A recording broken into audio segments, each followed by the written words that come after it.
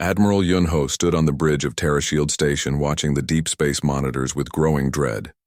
The screens showed nothing but empty darkness beyond Pluto's orbit, but the quantum sensors told a different story. Something massive was coming toward Earth, and it was moving fast. Lieutenant Park Ji-woo turned from his console with sweat beading on his forehead despite the cool air of the command center. The young officer had served under Yun-ho for 3 years and had never seen readings like these. The energy signatures were unlike anything in their databases, and they were getting stronger by the minute. "Sir, the readings are off the charts," Park Ji-woo said quietly. "Whatever is out there, it's huge, and there are many of them." Yun-ho nodded slowly. He had commanded Earth's orbital defense forces for 15 years and had prepared for many scenarios, but this felt different. The quantum disturbance patterns suggested ships using technology far beyond human capability. He activated the emergency communication array and sent coded signals to every military installation on Earth and in orbit. On the planet's surface, in a secure bunker beneath Seoul, Dr. Kim So-ra received the alert signal on her personal communicator. She looked up from the ancient artifact she had been studying for the past 20 years. The crystalline device hummed with an energy that human science barely understood, but she knew today might be the day they would need to use everything they had learned from it. Dr. Kim So-ra ran through the corridors of the underground facility toward the central command room. The walls were lined with technology that looked both familiar and alien at the same time. Screens showed energy readings and mathematical equations that would have seemed impossible to most scientists, but she and her team had been working with this technology for decades. President Lee Min-ho was already waiting in the command room when she arrived. His face was grave as he watched the incoming data feeds from space. The orbital stations were reporting massive objects materializing at the edge of the solar system, and the numbers kept growing with each passing minute. "Doctor, is the project ready?" President Lee Min-ho asked without taking his eyes off the screens. "Doctor," Kim So-ra looked at the readouts from 7 facilities scattered across the globe. Each one showed green status lights for systems that had been prepared for this moment for over 70 years. "Yes, sir, but we hoped we would never need to use it." Meanwhile, in the major cities across Earth, Officer Choi Da-bin was coordinating the largest civilian evacuation in human history. The official story was a solar storm warning, but she knew the truth. Her teams had been preparing for this day through countless drills that the public thought were just emergency preparedness exercises. The underground transport networks hummed to life as millions of people moved through tunnels they never knew existed beneath their cities. The magnetic levitation trains could carry entire city populations to deep shelter facilities that had been built over decades using technology reverse-engineered from the same source as Dr. Kim So-ra's project. Officer Choi Da-bin watched the evacuation progress on her screens. New York, London, Tokyo, Seoul, Moscow, and dozens of other major cities were emptying as people moved through the hidden networks. The surface would appear abandoned within hours, just as the plans required. Back in space, the first visual contact came as Admiral Yun-ho watched massive ships phase into normal space near Neptune's orbit. The vessels were enormous, each one larger than Earth's biggest space stations. Their hulls were dark metal that seemed to absorb light, and they moved in perfect formation toward the inner solar system. Lieutenant Park Ji-woo counted the signatures as they appeared on his instruments. "Admiral, we have over 3,000 ships and more are still arriving." The alien fleet moved with purpose and precision that spoke of military discipline and overwhelming technological superiority. Each ship bristled with weapon systems that the human sensors could barely analyze. The energy readings suggested firepower capable of destroying entire planets. A communication signal reached Terra Shield Station on all frequencies simultaneously. The message was in perfect English, though spoken with an inhuman voice that carried the weight of absolute authority. "Primitive species of the 3rd planet, you will surrender immediately," the voice declared. "I am Harold Vexmar of the Vorthak, Imperial Fleet. Your world has been selected for integration into our empire. Resistance will result in the complete annihilation of your species and the sterilization of your planet." Admiral Yun-ho exchanged glances with Lieutenant Park Ji-woo. They had known this day might come, but the reality was more terrifying than any simulation. The alien fleet was moving steadily toward Earth and would reach orbital range within hours. The herald's message continued with cold precision. You have one rotation of your planet to evacuate all military vessels from Earth orbit and prepare for Imperial occupation forces. Any attempt to resist or flee will be met with immediate destruction. Your primitive weapons cannot harm our ships and your shields cannot protect you from our power. In the Antarctic facility, Dr. Kim Sora was already moving toward the primary control chamber. The ancient systems were responding to the approaching threat just as they had been programmed to do 70 years ago. Energy readings spiked across all monitoring stations as crystalline networks buried deep in the Earth's crust began to resonate. Dr. Bae Hyun-ki, her chief assistant, was checking the synchronization between all 7 global facilities. The Antarctic station was the primary control node, but installations in Siberia, the Amazon, the Sahara, the Himalayas, Australia, and the Pacific Ocean floor all needed to operate in perfect harmony for the system to work. All stations are showing green, Dr. Bae Hyun-ki reported. The resonance cascade is building exactly as the calculations predicted. General O Taiwan, the facility's military commander, was coordinating with defense forces around the world. Every military leader on Earth now knew about the project that had been hidden from them for decades. The revelation that humanity possessed weapons beyond their understanding was shocking, but there was no time to question the decisions made by previous generations. As the alien fleet passed Jupiter's orbit, Admiral Yun-ho prepared his ships for what appeared to be a hopeless battle. Earth's conventional space force consisted of 250 vessels ranging from small patrol craft to heavy cruisers. Against over 3,000 alien warships, the odds were impossible. Captain Nam Jae-sung, Yun-ho's childhood friend and wing commander, was preparing the fighter squadrons for launch. His pilots knew they were facing certain death, but none of them hesitated. The evacuation of Earth's surface was almost complete, and buying time was now the only mission that mattered. The Vorthak fleet began to spread into attack formation as it approached Mars. The Herald's deadline was still hours away, but the aliens were clearly preparing for battle. Their ships moved with mechanical precision, each one taking a position that would allow maximum firepower coverage of Earth's orbital space. Officer Choi Da-bin confirmed the last civilian transports had reached the deep shelters. The surface cities stood empty except for the automated systems that would make them appear occupied to casual observation. Every person on Earth was now either in the military or safely hidden underground. Dr. Kim So-ra stood before the master control panel that connected to technology older than human civilization. The crystalline matrix pulsed with energy that seemed to respond to her thoughts. 70 years of study and preparation had led to this moment when humanity would either survive or perish, based on the wisdom of an ancient race and the courage of those who had spent their lives preparing for this day. The alien fleet continued its relentless approach toward Earth as the final preparations were completed in facilities hidden across the globe.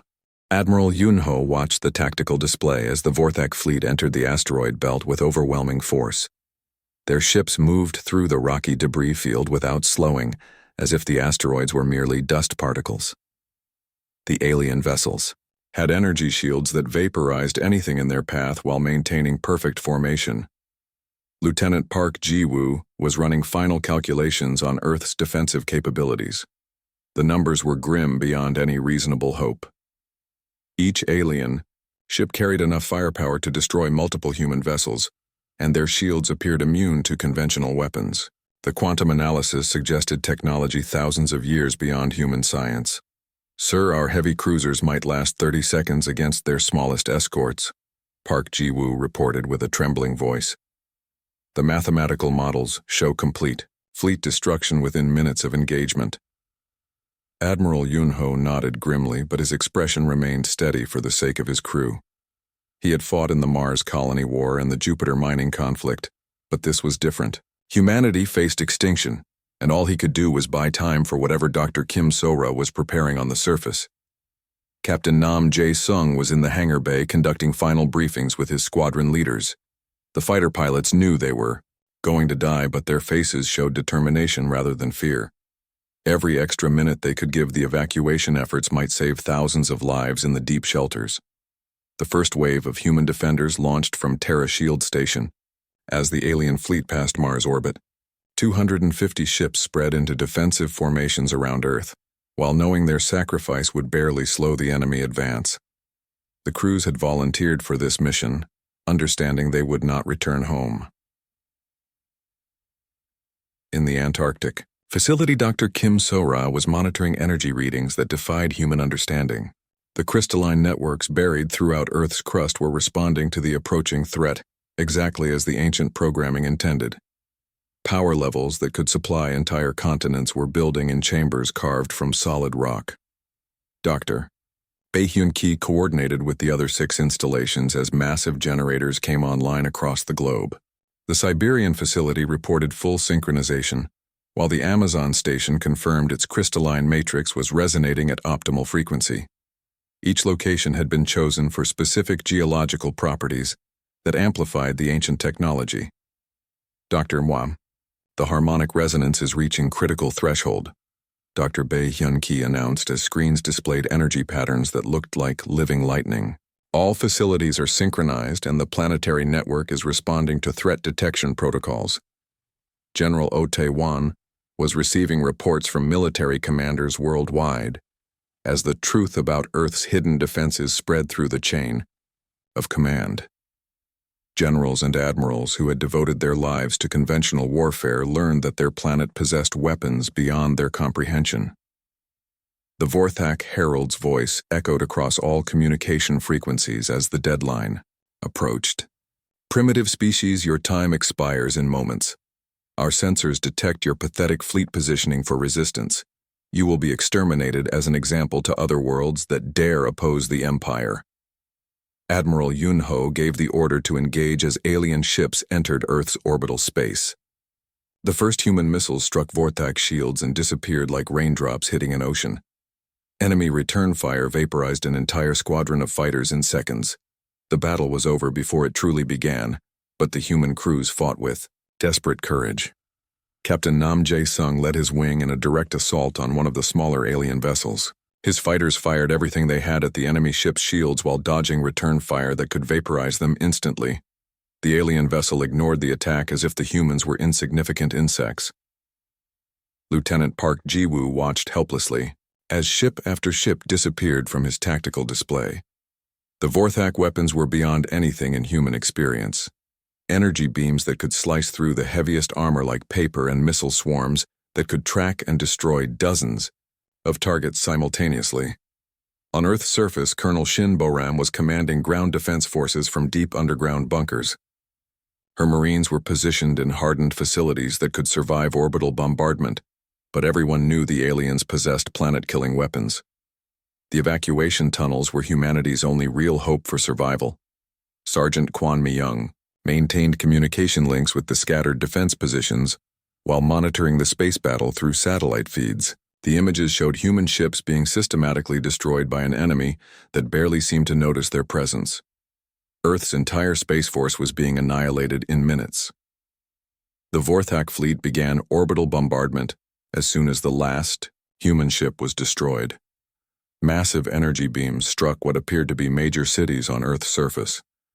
The aliens believed they were killing millions of humans, but the cities had been evacuated hours earlier through the hidden transport networks. Dr. Kim Sora felt the ground trembling as alien weapons struck the surface far above her facility. The bombardment was exactly what they had prepared for during 70 years of secret planning. Every major city had been built with underground evacuation routes that could empty entire populations within hours. Officer Choi Da-bin confirmed, from her deep shelter, that all civilians were safely underground as the alien bombardment intensified. The surface appeared to be suffering massive casualties, but the reality was far different. Humanity had vanished from sight while ancient technology prepared to reveal itself. Dr. Bae-Hyun-ki reported that the planetary defense grid was reaching full activation as energy cascaded through crystalline networks buried beneath every continent. The system drew power directly from Earth's magnetic field and core rotation, using principles that human science barely comprehended. Doctor, the ancient programming is responding exactly as intended, Dr. Bae-hyun-ki said with wonder in his voice. The network is identifying and targeting every hostile vessel in Earth's orbital space. Power levels are approaching full combat capability. General O Taiwan received confirmation that all 7 facilities were synchronized and ready to activate. Humanity's ultimate weapon. The technology had been waiting for this moment since the day it was discovered in a crashed alien vessel, decades before the Vorthak invasion. Admiral Yun-ho was leading the last desperate charge with his remaining ships when something impossible appeared on his sensors. Energy signatures were emerging from Earth's surface that dwarfed anything the Vorthak possessed. Massive power sources were coming online beneath every continent simultaneously. The alien bombardment suddenly stopped as Vorthak sensors detected the same energy readings. Harold Vexmar's confident voice carried a note of confusion as he spoke to his fleet commanders in their own language. Human translation systems picked up fragments mentioning ancient enemies and forbidden weapons. Captain Nam Jae-sung was piloting one of the few surviving human fighters when he saw energy building beneath Earth's surface through his ship's sensors. The readings were impossible by any known physics, but they were real and growing stronger with each passing second. Dr. Kim So-ra placed her hand on the master control interface as the crystalline matrix responded to her touch. The ancient weapon system was fully charged and waiting for final authorization. 70 years of preparation and study had led to this single moment when humanity would either survive or perish. Lieutenant Park Ji-woo stared at his instruments in disbelief as energy readings from Earth's surface exceeded anything in their databases. The planet itself appeared to be transforming into a massive weapon system using technology that belonged in science fiction rather than reality. The Vorthak fleet began repositioning as their sensors detected threat levels beyond their understanding. Ships that had seemed invincible moments before were now moving into defensive formations, as if facing an enemy that could actually harm them. Colonel Shinbo-ram felt the deep bunker systems vibrating with harmonious resonance as power flowed through networks carved into the bedrock beneath every continent. The ancient technology was awakening after millennia of dormancy and preparing to defend the world it had been designed to protect. Sergeant Kwon Mi-young received reports from monitoring stations worldwide as energy signatures emerged from locations that had been carefully hidden for decades. The Amazon facility was online. The Himalayan station was fully charged, and installations from Siberia to Australia were ready to reveal what humanity had been preparing since first contact with alien technology.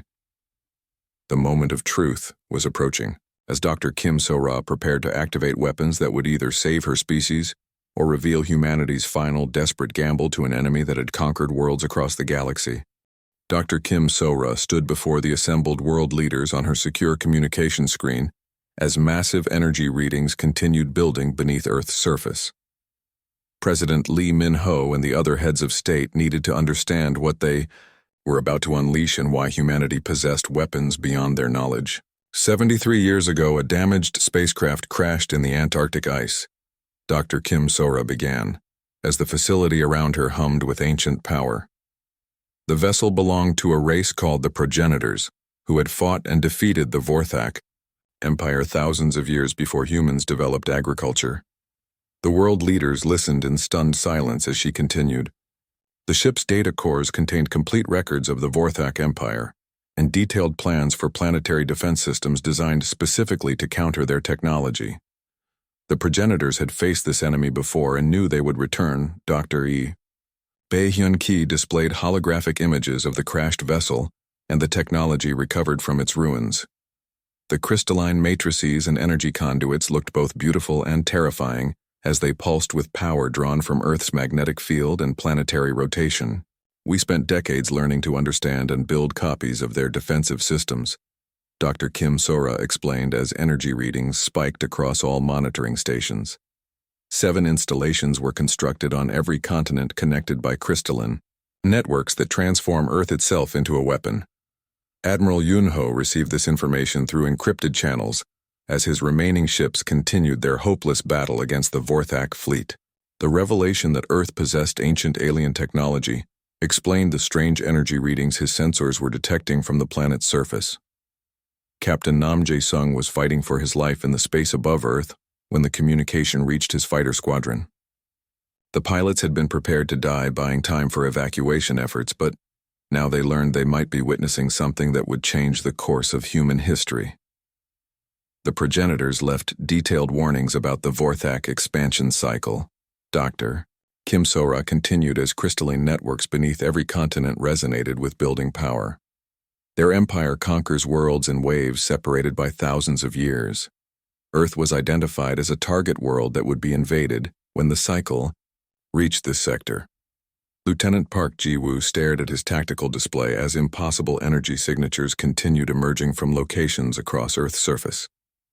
The readings suggested power sources that could supply entire solar systems, but they were scattered in perfect geometric patterns beneath the continents. General O Taiwan coordinated with military commanders worldwide as the truth spread through the highest levels of government and military leadership. Generations of leaders had been briefed on the project, but none had expected to see the ancient weapons activated during their lifetime. The defense system draws power directly from Earth's core through crystalline conduits that channel and amplify planetary energy. Dr. Bae Hyun-ki explained as his instruments showed readings that defied conventional physics. The network can generate focused energy beams with power levels measured in petawatts.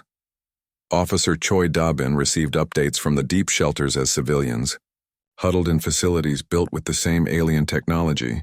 The evacuation networks had been constructed using progenitor engineering principles that allowed entire city populations to be moved safely underground within hours. Colonel Shinbo Ram felt the bedrock trembling beneath her bunker as energy flowed through conduits carved from solid stone using tools beyond human capability. The ancient installation had been waiting for this day since before her grandparents were born, but now it was responding to the threat exactly as intended. The Vorthak fleet was repositioning as their sensors detected energy signatures that triggered warnings in their databases. Harold Vexmar's communications to his commanders carried notes of confusion and growing concern, as the readings matched descriptions of forbidden weapons. The progenitors called their enemies the Devourers of Worlds, Dr. Kim So-ra said, as she prepared to reveal the final truth. The Vorthak Empire strips planets of resources and enslaves entire species. They have destroyed thousands of civilizations, but the progenitors defeated them once and left us the tools to do it again. Sergeant Kwon Mi-young monitored communication. Frequencies as Vorthak transmissions became increasingly agitated. Their language contained words that human translation systems identified as references to ancient enemies and weapons that should not exist on primitive worlds. Admiral Yun-ho ordered his surviving ships to withdraw to safe distance as energy. Readings from Earth's surface reached levels that could be dangerous even to friendly forces. The planet was transforming into something beyond human comprehension, using technology left by a race that had faced this enemy before. Dr. Bae Hyun-ki confirmed that all 7 installations were operating in perfect synchronization as power cascaded through crystalline networks spanning continents. The Amazon facility reported full activation, while stations in Siberia, Australia, and the Pacific Ocean floor reached combat capability. The system has been running automated preparation protocols since the first Vorthak ship entered our solar system. Dr. Kim So-ra explained as ancient programming took control of defensive systems built into the planet itself. It recognized the threat signatures and began charging without human intervention. Captain Nam Jae-sung watched his fighters' instruments register energy fields that seemed to bend space around Earth. The readings were impossible, but they were real and growing stronger as crystalline matrices buried beneath every landmass reached full activation. President Lee Min-ho gave final authorization for the weapon system that had been prepared by previous generations who hoped it would never be needed. The decision to activate alien technology was terrifying, but the alternative was the extinction of humanity. The progenitors designed the system to be operated by the native species of the world being defended. Dr. Kim So-ra said as she approached the master control interface. They believed that only those fighting for their homeworld could properly direct weapons of this magnitude. Lieutenant Park Ji-woo detected massive energy surges from locations that had been carefully hidden from human knowledge for decades. His sensors showed power levels that exceeded the output of Earth's sun being channeled through networks that connected every continent. General O Taiwan received confirmation from all global installations that the ancient weapons were ready to engage hostile targets. The moment humanity had been preparing for since the discovery of alien technology was finally at hand. The Vorthak fleet began emergency defensive maneuvers as their threat assessment systems registered energy signatures that matched their most ancient fears. Harold Vexmar's confident voice was replaced by urgent commands to fleet commanders in their native language. Colonel Shin Boram heard the harmonic resonance building in the bedrock as crystalline conduits carried power drawn from Earth's magnetic field and planetary rotation. The ancient installation was awakening fully after millennia of dormancy. Dr. Kim Sora placed her hands on the control interface as the crystalline matrix responded to human touch exactly as the progenitors had programmed it to do. 70 years of study and preparation culminated in this moment, when humanity would either save itself or die in the attempt. "The system is fully charged and ready," Dr. Bae Hyun-ki announced as energy readings reached levels that could reshape continents. "All installations report green status and target acquisition is complete. We have lock on every hostile vessel. In Earth orbital space, Admiral Yoon-ho ordered all human ships to minimum safe distance as the planet prepared to reveal what generations of humans had built using alien technology. The Vorthak fleet that had seemed invincible was about to face weapons designed specifically to destroy them. The moment of activation was approaching as ancient technology prepared to defend Earth using power drawn from the planet itself. Dr. Kim So-ra pressed her palm against the crystalline control matrix and felt the ancient technology respond to her neural patterns exactly as the progenitors had designed. The interface connected directly to her thoughts as energy levels across all 7 installations reached critical activation threshold. The first beam erupted from the Antarctic facility, with the power of a stellar fusion core channeled through crystalline conduits, buried 3 kilometers beneath the ice. The coherent energy stream pierced space at light speed and struck the nearest Vorthak battleship amidships. The alien vessel's shields collapsed instantly, and the ship vaporized in a burst of plasma that lit the darkness like a miniature sun. Admiral Yoon-ho watched in stunned silence as his sensors registered the impossible. The energy beam that had just destroyed a ship capable of cracking planets had originated from Earth's surface using power sources that exceeded anything in human databases. The reading suggested the planet itself had become a weapon. More beams followed as installations across every continent synchronized their fire. The Siberian facility sent a pulse of directed energy that destroyed 3 Vorthak cruisers simultaneously, while the Amazon station's beam carved through an entire formation of escort vessels. Each shot carried the accumulated power of Earth's magnetic field focused through alien technology. Captain Nam Jae-sung's fighter instruments registered energy fields so intense they threatened to overload his ship's systems. He watched Vorthak vessels that had seemed invincible seconds before explode in brilliant flashes as beams of coherent energy struck them with mathematical precision. Lieutenant Park Ji-woo's tactical display showed impossible readings as ship after ship vanished from his screens. The alien vessels were being systematically destroyed by weapons that appeared to bend the laws of physics. Power levels exceeded anything in human science, but the technology was operating exactly as intended. Dr. Bae Hyun-ki monitored the global network as crystalline matrices channeled energy through conduits that connected every continent. The system drew power from Earth's rotation and magnetic field, while amplifying it through alien crystals that resonated with planetary forces. "All installations are firing in sequence," Dr. Bae Hyun-ki reported, as his instruments showed energy cascades that would have been impossible without progenitor technology. "The network is maintaining perfect synchronization, while channeling power equivalent to multiple fusion reactors." The Himalayan installation's beam struck the Vorthak flagship with focused energy that overwhelmed shields designed to deflect planetary bombardment. Harold Vexmar's vessel exploded in a cascade of secondary detonations that destroyed 2 nearby escort ships. The alien commander's confident voice was silenced forever.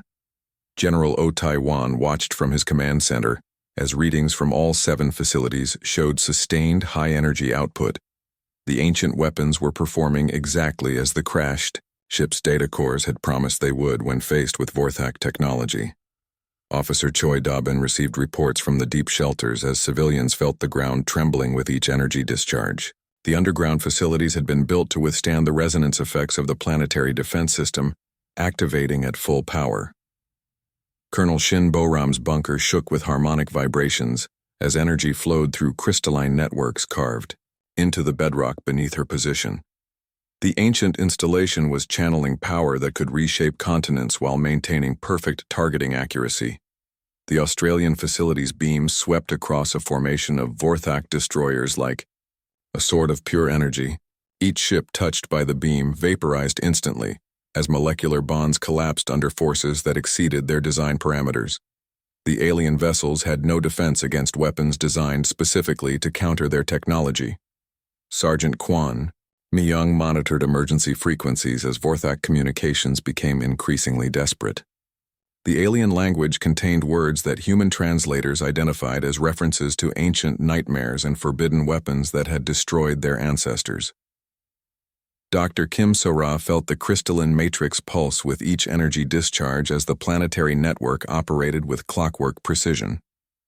The system identified and targeted hostile vessels while avoiding any damage to human ships or installations. The progenitors had programmed discriminating protocols that protected the defending species. The Pacific Ocean floor installation sent a beam that pierced through the water column and atmosphere without losing coherence. The energy stream struck a Vorthak command ship and continued through its hull to destroy 2 vessels behind it. The alien formation scattered as their disciplined ranks dissolved into chaos. Admiral Yun-ho ordered his remaining ships to withdraw, further as energy readings from Earth's surface reached levels that could be dangerous even at extreme range. The planet was generating power outputs that rivaled stellar phenomena, while maintaining pinpoint accuracy across interplanetary distances. Captain Nam Jae-sung watched alien ships fleeing in all directions as the systematic destruction continued. Vessels that had been advancing in perfect formation minutes before were now scattered and desperate to escape the range of weapons they had never encountered. The Saharan facility's beam caught a group of fleeing Vorthak ships as they attempted to reach escape velocity. The energy pulse expanded slightly as it traveled through space and engulfed the entire formation. 7 alien vessels vanished simultaneously in overlapping explosions that created a brief artificial aurora in Earth's upper atmosphere. Dr. Bae Hyun-ki reported that the network was automatically adjusting power levels and targeting algorithms based on threat assessment protocols programmed by the progenitors. The system required minimal human intervention, as it systematically eliminated every hostile vessel in range. The ancient programming is identifying and prioritizing targets based on threat levels and tactical importance, Dr. Bae Hyun-ki explained, as his screen showed real-time analysis of the alien fleet's formation and capabilities. Command ships are being targeted first, followed by heavy weapons platforms. Lieutenant Park Ji-woo watched his tactical display clear of hostile contacts as the alien fleet was systematically annihilated. Ships that had numbered in the thousands were disappearing at a rate of dozens per minute as Earth's hidden arsenal revealed its true capabilities. The Vorthak fleet attempted to retreat beyond the range of Earth's weapons, but the crystalline network could focus energy across interplanetary distances with no significant power loss. Fleeing ships were tracked and destroyed with the same precision as those that had remained in close orbit. General O. Taiwan coordinated with global monitoring stations as reports confirmed the systematic destruction of the invasion force. Every Vorthak vessel within range was being eliminated with mathematical precision, while human casualties remained at 0. Officer Choi Da-bin received updates from the deep shelters as the ground continued trembling with each energy discharge. The civilians were safe in facilities built with the same alien technology that was now defending their world from total annihilation. Colonel Shin Bo-ram felt the bedrock resonating as power flowed through conduits that channeled Earth's fundamental forces. The ancient installation was operating at full combat capability while drawing energy from sources that would continue functioning as long as the planet existed. Dr. Kim So-ra maintained contact with the crystalline matrix as the planetary network continued its systematic elimination of hostile targets.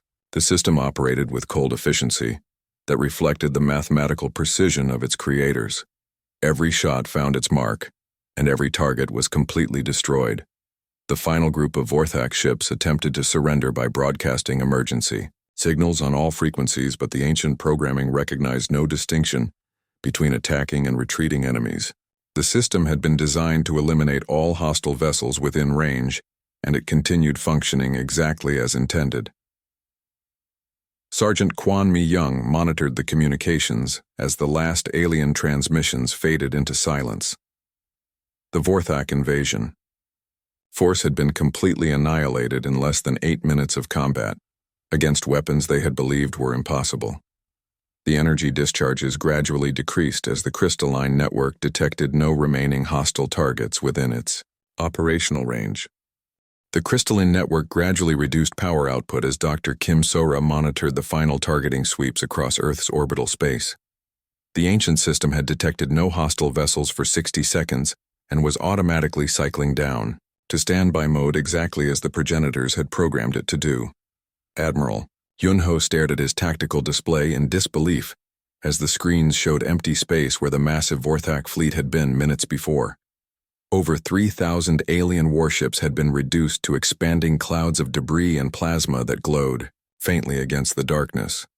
Earth's impossible weapons had achieved total victory in less than 8 minutes. Lieutenant Park Ji-woo was receiving scattered signals from Vorthak escape pods that had been automatically ejected during the final moments of ship destruction. The translation systems picked up terrified voices speaking of ancient enemies and forbidden weapons that their ancestors had warned them about.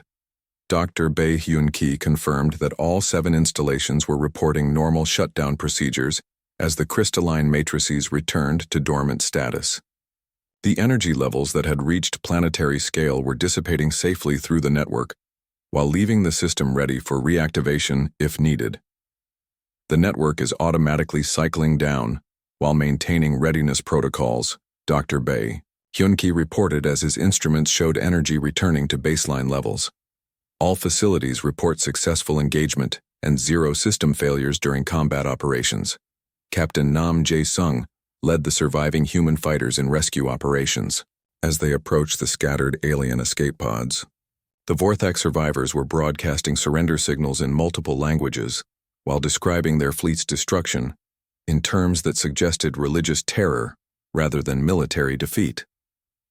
President Lee Min-ho addressed the world through encrypted channels as reports confirmed the complete annihilation of the invasion force. The revelation that Earth possessed planetary defense weapons would change everything humanity understood about their place in the galaxy.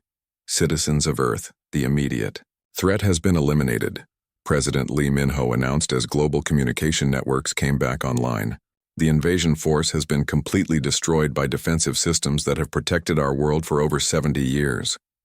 General Oh Tae-won coordinated with military commanders worldwide as the implications of victory became clear. Humanity had not only survived an extinction-level threat, but had demonstrated weapons capability that exceeded anything the galaxy had seen for thousands of years.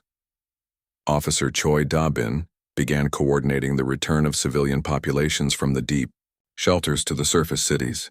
The evacuation had been so successful that the aliens never realized they had been bombarding empty buildings, while humanity sheltered safely underground. Colonel Shin Bo-ram emerged from her bunker to find the surface unchanged despite the massive energy discharges that had originated from installations buried beneath every continent. The progenitor technology had channeled planetary-scale power without causing any surface damage. Dr. Kim So-ra accessed the data cores recovered from the original crashed ship as the crystalline matrix responded to her queries about the system's expanded capabilities.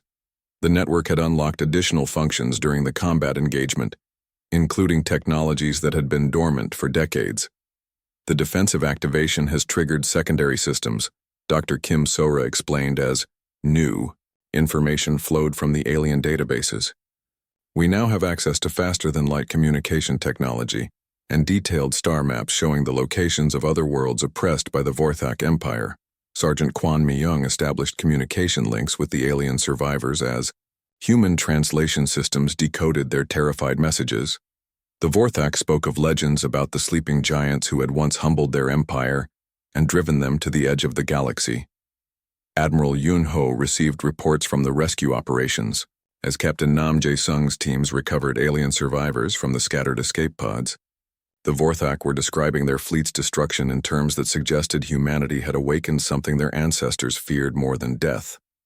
The alien survivors spoke of ancient warnings passed down through generations of Vorthak military commanders about worlds that possessed weapons left by the progenitors. They had believed such worlds were myths until they witnessed the systematic annihilation of their invasion force. Dr. Bae Hyun-ki was analyzing the new data flows as the crystalline network revealed technologies that had remained hidden until the system proved itself in combat. Star maps showed the locations of dozens of worlds that had been conquered by the Vorthak Empire and were awaiting liberation. The system is revealing previously classified information, including the locations of other species enslaved by the Empire. Dr. Bae Hyun-ki reported as holographic displays showed star charts spanning thousands of light years. We have coordinates for their homeworlds and military installations. Lieutenant Park Ji-woo established secure communication with allied worlds as Earth's faster-than-light communication system came online for the first time. The network could reach civilizations across the galaxy instantaneously, using principles that human science was only beginning to understand. General Oh Tai-wan coordinated with the Global Defense Network as humanity prepared to step onto the galactic stage not as victims but as liberators. The progenitor technology had given them the tools to challenge an empire that had oppressed countless worlds. Officer Choi Da-bin coordinated the return of populations to the surface cities as humanity began to understand that their world had been prepared for this moment since before most of them were born. The evacuation networks and deep shelters represented decades of secret preparation. Colonel Shin Bo-ram received updates from monitoring stations as the crystalline network settled into standby mode, while maintaining the capability to reactivate instantly if threatened. The ancient weapons would continue protecting Earth as long as the planet existed. Dr. Kim So-ra accessed the final data cores as the system revealed the true scope of the progenitor legacy. They had not only left weapons to defend individual worlds, but had planted the seeds for a galactic liberation movement that would restore freedom to conquered species.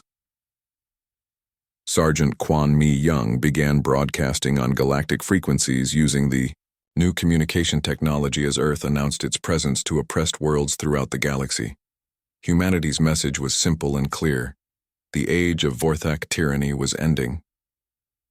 Citizens of the galaxy, this is Earth calling, Sergeant Kwon Mi-young transmitted across interstellar distances. The Vorthak invasion fleet has been destroyed, and their empire will fall. We are the inheritors of progenitor technology, and we will liberate every world they have conquered.